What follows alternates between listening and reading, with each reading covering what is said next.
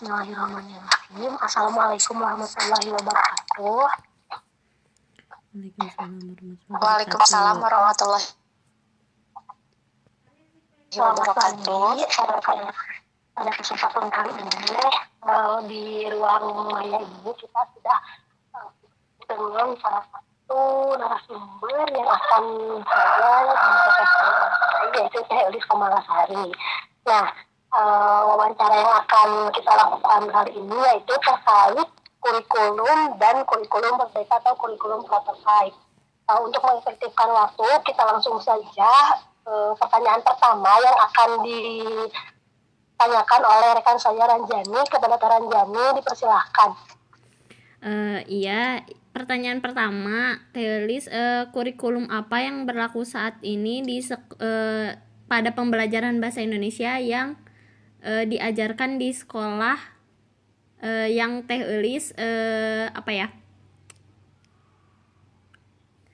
kurikulum apa yang berlaku saat ini ya pada pembelajaran bahasa Indonesia di sekolah yang Teolis ajarkan gitu.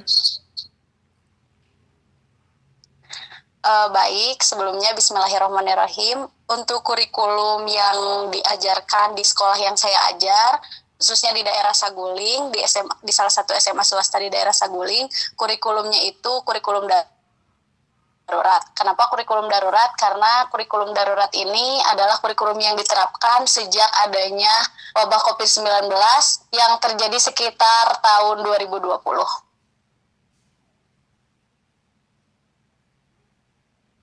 Oke, baik Teteh. Selanjutnya, pertanyaan kedua yaitu dalam pengimplementasian kurikulum itu apa saja sih tantangan yang Teteh hadapi gitu selaku guru?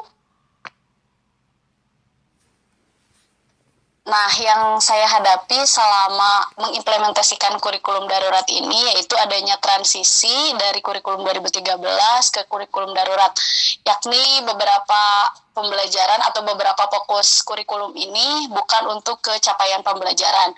Jadi banyak tujuan pembelajaran yang tidak tercapai dalam melakukan dalam mengimplementasikan kurikulum. Tapi adanya perubahan ini sangat memberikan perubahan yang signifikan, terutama tadi pada proses pembelajaran, pada pencapaian pembelajaran. Jadi banyak, karena tujuan adanya kurikulum darurat ini adalah kurikulum yang situasional, kurikulum yang tidak memberatkan siswa, fokus pada pembelajaran. Yang penting, karena kurikulum darurat ini kan kurikulum yang hanya memfokuskan yang penting siswa dapat mengikuti pembelajaran. Tidak harus siswa mengetahui seluruh pembelajaran, yang penting kondisinya sehat, kan seperti itu kurikulum darurat ini. Terutama kan pembelajaran yang dilakukan di rumah, BDR. Jadi kesulitannya itu cara menyampaikan materi pembelajaran, pokok pembelajaran yang tidak semua tersampaikan kepada peserta didik. Itu sih hambatan yang paling berat saya selama mengimplementasikan kurikulum darurat ini. Terutama untuk daerah saya sendiri, masih banyak siswa yang belum memiliki gadget, belum memiliki gawai yang mumpuni untuk mengikuti pembelajaran. Jadi banyak peserta didik yang tidak maksimal dalam melaksanakan dan mengikuti pembelajaran. Itu mungkin. Oke, baik Teh. Karena mungkin di daerah Saguling itu belum merata mungkin ya Teh, sama seperti di daerah-daerah saya juga kendala sinyal ataupun alat-alat untuk penunjang pembelajaran seperti itu ya Teh. Iya betul. Apalagi untuk daerah Saguling sendiri, media pembelajaran juga kita tidak bisa memaksa siswa untuk mengikuti tren masa kini seperti Zoom, Google Meeting. Banyak sekali siswa yang keberatan dari segi gawainya, dari segi kuotanya, dari segi sinyalnya. Jadi mungkin itu kendala yang sangat berat bagi saya seorang guru untuk menerapkan kurikulum darurat itu sendiri. Oke, baik Teh. Lanjut Teh. Apakah selama pembelajaran itu, apakah kurikulum itu sesuai gitu dengan kebutuhan sekolah dan kebutuhan siswa di sekolah Teh?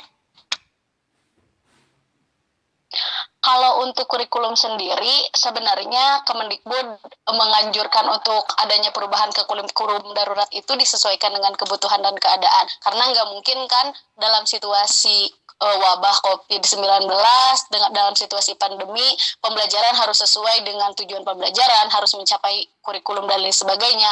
Sebenarnya untuk kurikulum darurat ini sudah sangat sesuai sebenarnya, sudah sangat sesuai. Karena apa? Karena guru tidak diberatkan untuk memberikan pembelajaran sebagaimana mestinya, juga siswa tidak diberatkan untuk mencapai pembelajaran sesuai yang diharapkan oleh kurikulum itu sendiri.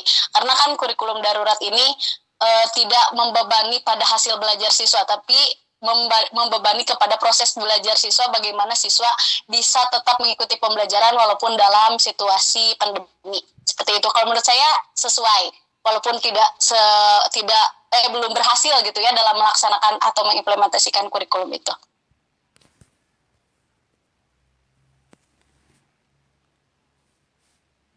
Oke, baik Teteh.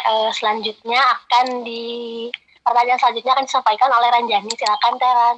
Iya, lalu yang selanjutnya Teh, apakah Teteh pernah mendengar isu mengenai adanya kurikulum baru?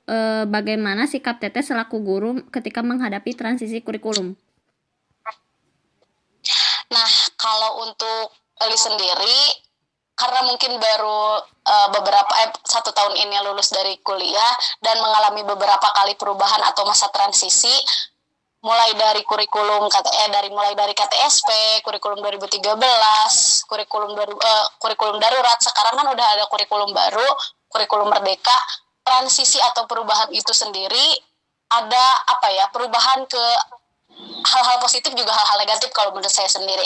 Kalau untuk hal-hal positif pasti akan ada upgrading atau ada peningkatan baik secara kualitas, mutu, pendidikan, tujuannya lebih inovatif lagi. Tapi untuk kendalanya sendiri, kita sebagai guru harus bisa mengikuti dan harus bisa menerima perubahan-perubahan yang menurut Eli sendiri tidak semua guru bisa secara mudah untuk memahami atau mengikuti masa transisi dari kurikulum sebelumnya ke kurikulum yang baru. Karena dalam pengimplementasian kurikulum sendiri masih banyak yang misalnya kurikulum 2013 juga belum dirasa sempurna, udah ada pergantian lagi ke kurikulum yang baru. Kurikulum yang baru juga baru diterapkan, udah ada pergantian lagi.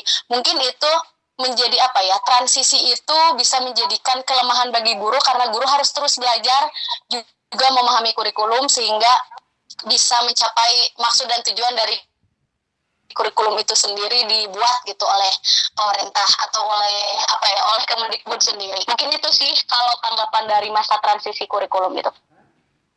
Oke Teh. Baik, lalu yang selanjutnya, apa pendapat Teteh tentang kurikulum merdeka atau kurikulum prototype? Nah, kalau untuk kurikulum merdeka sendiri ini sangat sangat menarik kalau bagi Ali sendiri, karena kita sebagai guru diberikan wadah, diberikan diberikan platform yang yang bisa memudahkan. Salah satunya kan POM yang platformnya itu Merdeka Mengajar. Nah, di mana guru diberikan wadah atau misalnya satu aplikasi yang kita bisa unggah atau kita bisa lihat di Play Store yang bisa kita mudah. Di sana sudah terdapat materi pembelajaran, bahan ajar, RPP dan lain sebagainya. Jadi kita kalau misalnya nanti bisa kita tidak diberatkan untuk membuat RPP, tidak diberatkan untuk membuat bahan ajar. Cuma mungkin kalau untuk saya sendiri, kurikulum merdeka ini yaitu adanya masa transisi, jadi kita harus belajar lagi. Apalagi untuk kurikulum merdeka ini kan kurikulum yang kita bisa garis bawahi, kata merdeka itu kata bebas ya. Bebas maksudnya kita sebagai guru diberikan keleluasaan untuk mengajarkan materi atau bahan ajar yang sudah ditentukan oleh kurikulum, tapi kita bisa mengkreasikan apa yang bisa kita sampaikan ke peserta didik. Tapi yaitu ketika memang kita menerapkannya di wilayah tertentu, di wilayah yang memang seperti seperti alat-alat yang bisa menunjangnya itu belum terpenuhi, itu menjadi kelemahan sendiri. Tapi kalau misalnya untuk kurikulumnya itu menurut saya pribadi, kurikulumnya itu sangat bagus dan memberikan keleluasaan untuk peserta didik juga pendidik, tapi kembali lagi ke situasi di mana kurikulum itu diterapkan. Ketika kurikulum itu diterapkan di sekolah yang sudah siap, maka kurikulum itu akan mudah dan berhasil untuk diterapkan. Tapi ketika kurikulum itu diterapkan di sekolah yang masih belum siap, itu kembali lagi pasti akan banyak kesulitan, juga ada ketidakberhasilan atau ada gap, kesenjangan antara kurikulum yang akan diterapkan atau kurikulum merdeka ini. Jadi kalau menurut Elisma gimana situasi dan di mana kurikulum itu diterapkan, maka kita tidak bisa menentukan keberhasilannya gitu. Oke, baik Teteh, dapat dipahami. Terima kasih sekali atas jawaban-jawaban dari pertanyaannya. Mungkin dicukupkan karena pertanyaan dari kami dan jawaban dari Teh Elis juga sudah sangat mencukupi kebutuhan jawaban dari tugas wawancara ini. Sebelumnya mohon maaf sekali apabila terdapat kesalahan dalam penyampaian entah dari saya ataupun dari Teh Ranjani. Terima kasih banyak telah meluangkan waktunya Teh Elis. Semoga menjadi amal kebaikan. Amin. Terima kasih Teh Elis. Wassalamualaikum warahmatullahi wabarakatuh. Waalaikumsalam warahmatullahi wabarakatuh. Terima kasih kembali. Iya, terima kasih ya Teh ya. Iya.